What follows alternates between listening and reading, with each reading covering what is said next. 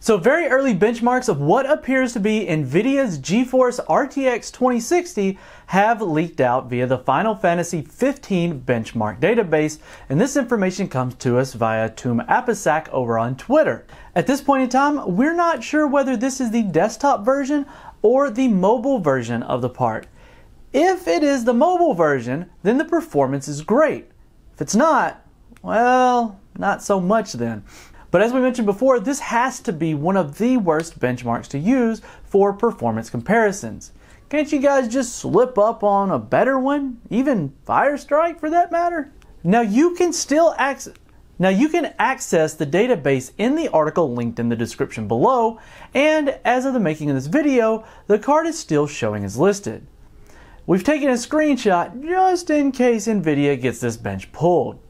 The RTX 2060 part clocks in at 2589 points, which is just over a GTX 1070 Max-Q variant and slightly lower than the RTX 2070 variant. This is one of the reasons why we think this may be a mobile part. NVIDIA would have to be out of their minds to release a GPU that does not beat out last generation's +1 variant. So how the 2080 matches the 2080 Ti, 2070 to the 1080, we would expect the 2060 to come in lines with the 1070. The NVIDIA GeForce RTX 2060 will be a Turing chip that, as far as we know, will not support ray tracing and AI-enabled functionality.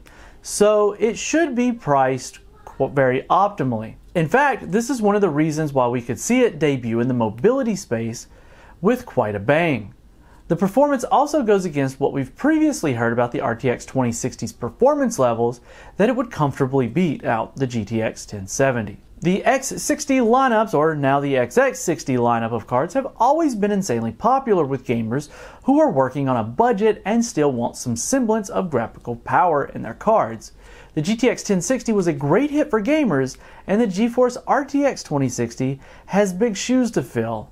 And what's interesting to us is the choice of the nomenclature that NVIDIA goes with. We're not actually sure if they would choose to go with the RTX prefix of the card if it doesn't support ray tracing functions.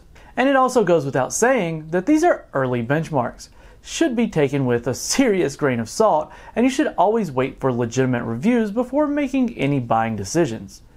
But based on this performance, if it is a mobility part, NVIDIA would have once again a winner on their hands. So fingers crossed that that's indeed the case here. We know for a fact that NVIDIA has started working on their mobility lineup and will be rolling out a follow-up story on that shortly, so stay tuned for that. So far so little on whatever the 2060 ends up being, but you can bet that we'll be keeping our eyes peeled for something to slip through the cracks.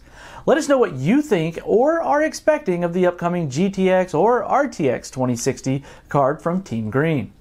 This has been Keith with WCCF Tech TV. Make sure that you're subscribed and hit that notification bell so that we don't miss you in the next one.